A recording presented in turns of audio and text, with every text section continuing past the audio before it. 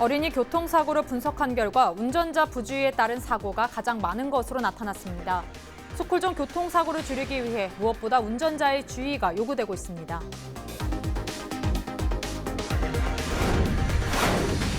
김제시 인구가 올해 또 1,000명 넘게 감소하고 있습니다. 해마다 자체 예산을 들여 여러 정책을 시행하지만 돌파구를 찾기 쉽지 않아 보입니다.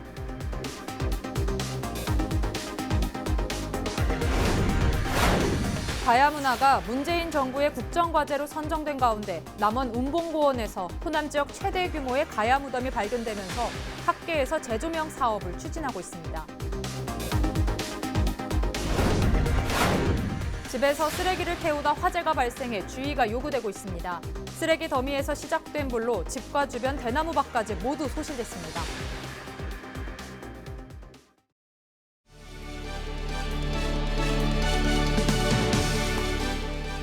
시청자 여러분 안녕하십니까? 헬로티비 뉴스 전북입니다.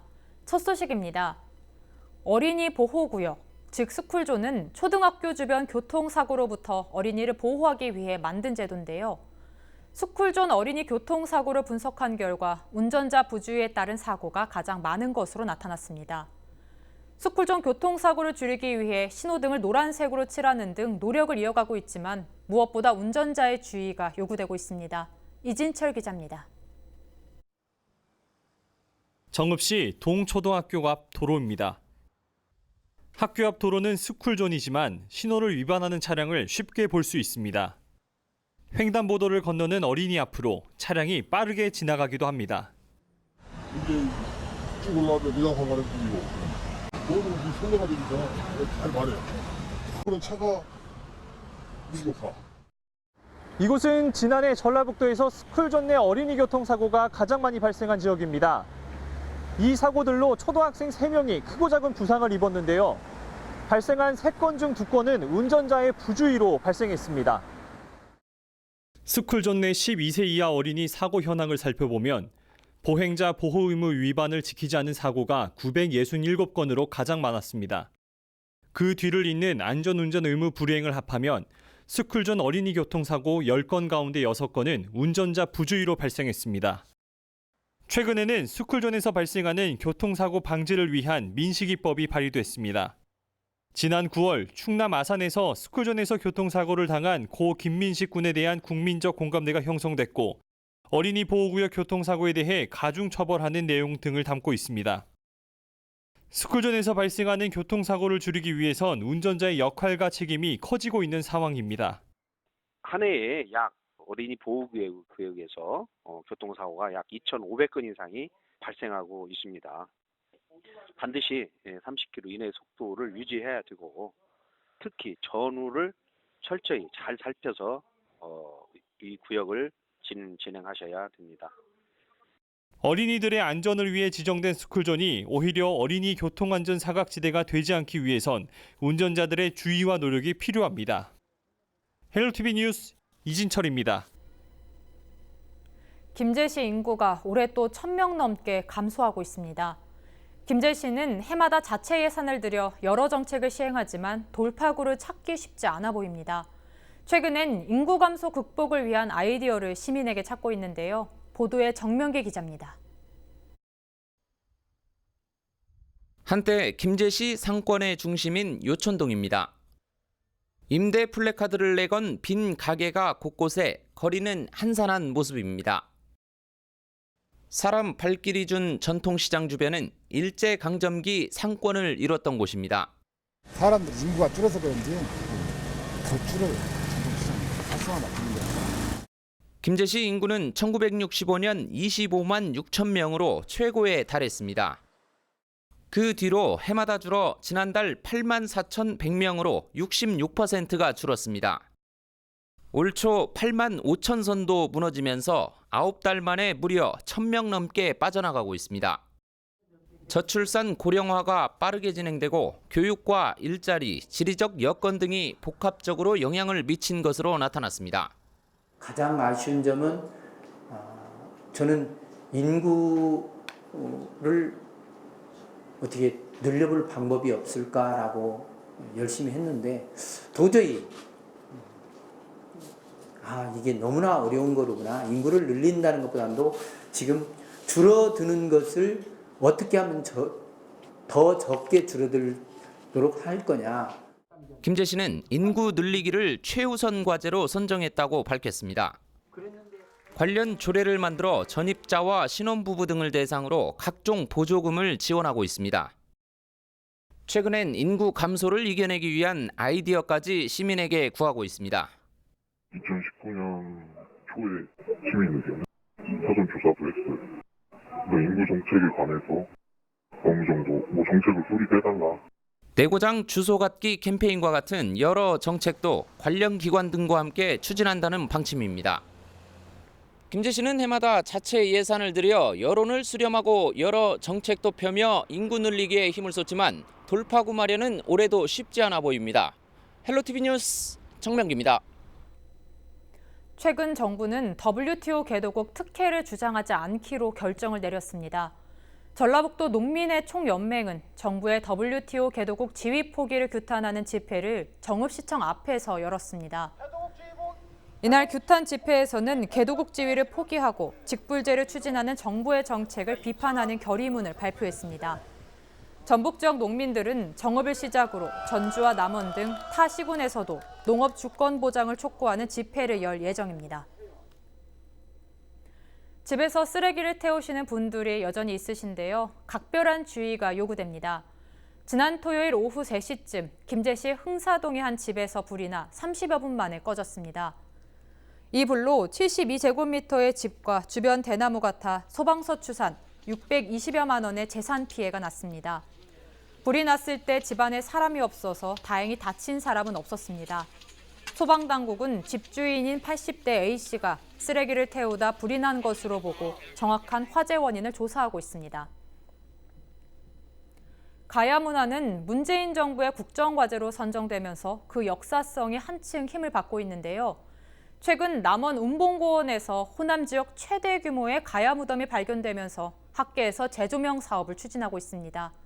송하진 전라북도지사도 현장을 방문해 전북가의 위상을 정립하는 데 힘쓰겠다고 말했습니다. 김남호 기자가 보도합니다. 남원시 아영면 청계리 일대 청계고분군 발굴 현장입니다. 이곳에서는 최근 5세기 전반에 축조한 것으로 추정되는 약 31m 길이의 가야계 고분이 발견됐습니다. 이 고분은 호남에서 지금까지 발견된 것 가운데 규모가 가장 큰 것으로 확인됐습니다. 또 마항 고분과 비슷하게 매장시설 안치와 송토 작업을 동시에 한 것으로 추정되고 있습니다. 지금까지 발굴된 가야 고분 중에서는 규모가 가장 큰 것 같습니다. 그리고 고분을 만드는 방법, 내부의 구조, 대체로 이 지역의 어떤 지역성을 담고 있는 것으로 확인이 됐는데 그 시작 뿌리는 아무래도 마한과 관련이 깊은 걸로 생각이 됩니다. 남원 유곡리와 두랑리 가야 고분군은 지난해 3월 국가사적으로 지정된 뒤 올해 3월 유네스코 세계유산 등재 신청 후보로 선정됐습니다. 호남 지역 최대 규모의 무덤 발견과 함께 잊혀진 가야사를 재조명해야 한다는 목소리도 높아지고 있습니다. 앞으로 전북 가야 문화는 남원을 중심으로서 7개 시군의 전체적인 가야 문화 윤곽을 확실하게 드러내서 전라북도의 자랑스러운 문화유산으로 앞으로 크게 갖고 나가도록 노력을 할 것입니다. 그래서 앞으로는 전라북도 가야 문화들을 제대로 정립해서 전라북도의 자존심을 한번 살리는 데 최우선을 두게 될 것입니다. 가야 고분군과 제철 산성, 봉수 유적이 많아 대한민국의 티벳 고원으로 불리는 남원 운봉고원.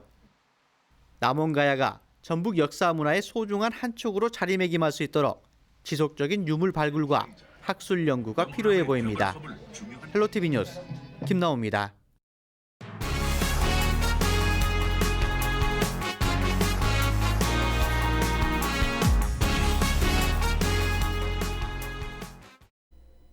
순창군이 장류와 관광산업을 연계해 한국관광 100선에 선정되겠다고 선언하고 있는데요. 순창 발효소스 토굴 방문객 수가 지난해 같은 기간 대비 144%로 대폭 증가한 것으로 나타났습니다. 순창구는 지난 10월 말 기준 발효소스톡을 방문객이 7만 8천여 명으로 지난해 같은 기간 5만 4천여 명에 비해 144%가량 증가한 것으로 나타났다고 밝혔습니다. 이런 추세라면 발효소스톡을 방문객 수가 최초로 10만 명 돌파라는 기록도 기대할 수 있게 됐습니다. 순창구는 에어컨 가동 없이도 서늘한 기온을 유지하는 토굴이 입소문을 타면서 방문객이 늘고 있다고 밝혔습니다. 또 최근 열렸던 순창 발효소스 세계 박람회가 성공을 거두며 방문객 확대에 기여했다고 말했습니다. 올 가을철에 사상 유례 없는 태풍으로 우리 지역에도 많은 피해가 발생했는데요. 벼 수확에 큰 어려움을 겪고 있는 농가들을 위해 남원시가 태풍 피해 벼 전량을 매입하기로 했습니다. 남원시는 태풍 피해 농가의 손실을 최소화하기 위해 오는 21일까지 태풍 피해 벼 매입을 한다고 밝혔습니다. 남원시는 지난 9월과 10월 연이은 태풍에 따른 벼 쓰러짐과 수확기 강우로 피해를 본 1,800헥타르에서 생산된 벼를 품종에 관계없이 전량 매입할 계획입니다. 또 공공비축미공 매입에 대해서는 피해 벼 매입을 마친 뒤 이달 하순부터 매입에 들어갈 방침입니다. 금년에 그 태풍 피해별을 조기에 전량 매입하여 농업인들의 실험을 덜어주고자 합니다. 전라북도의 내년 산림 규모가 올해보다 대폭 증가할 것으로 보입니다. 전라북도는 7조 8,317억 원 규모의 2020년 예산안을 편성해 도의회에 제출했습니다. 2019년 대비 7,789억 원, 11% 증가한 규모로 역대 최고 증가율입니다. 이번 예산안 편성을 보면 일자리, 산업체질 강화와 R&D 지원을 통한 성장 잠재력 동력 확보, 인구 정책, 미세먼지 등 도민 삶의 질을 높이는 데 중점을 뒀습니다. 내년도 예산은 오는 21일 제386회 도의회 정례회에서 상임위별 심사가 시작될 예정입니다. 사회가 공동으로 존중하고 지켜나가야 하는 것 가운데 하나가 사회적 약자에 대한 배려일 텐데요. 정읍시가 장애인의 이동권 보장을 위해 장애인 전용 주차구역에 대한 민관 합동 점검을 진행합니다. 이번 점검은 정읍시와 장애인 편의증진센터가 합동으로 다음 달 10일까지 이뤄집니다. 중점 점검 대상은 공공기관과 영화관, 대형마트 등 주차 위반이 다수 이뤄지는 지역입니다. 합동 점검 결과 불법 주정차는 10만 원, 주차 방해 행위는 50만 원, 주차 표지 부당 사용은 200만 원의 과태료를 각각 부과할 방침입니다.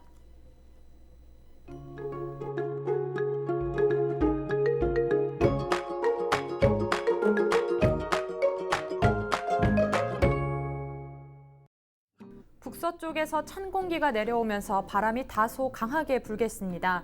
우리 지역 아침 기온은 2도로 쌀쌀하고요. 낮 기온은 17도까지 오르지만 강한 바람의 체감 온도는 이보다 더 낮겠습니다. 건강관리에 유의하시기 바랍니다. 주간 날씨입니다. 이번 주 깨끗한 파란 하늘은 어렵겠습니다. 하늘이 대체로 흐리겠고요. 기압골의 영향을 받아 수요일에는 전국에 비가 오겠습니다. 비가 온 뒤 수능일인 목요일에 다시 반짝 추위가 찾아오며 춥겠습니다. 바다 날씨입니다. 항해하기 적합한 날씨가 예상되는데요. 전해상 맑은 가운데 1m로 물결이 잔잔하게 일겠습니다. 전국 날씨입니다. 이번 주는 대학 수학 능력 시험이 치러지는데요. 날씨가 변덕이 심합니다.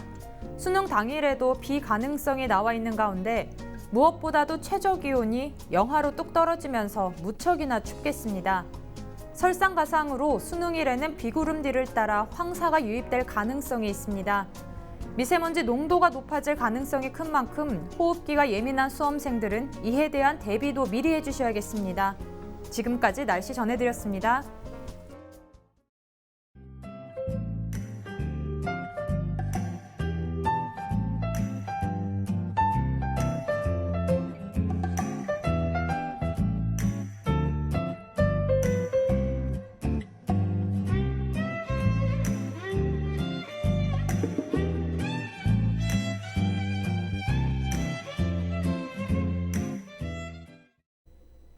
이상으로 뉴스를 마칩니다. 저희는 언제나 지역 주민 여러분 곁에 있겠습니다. 고맙습니다.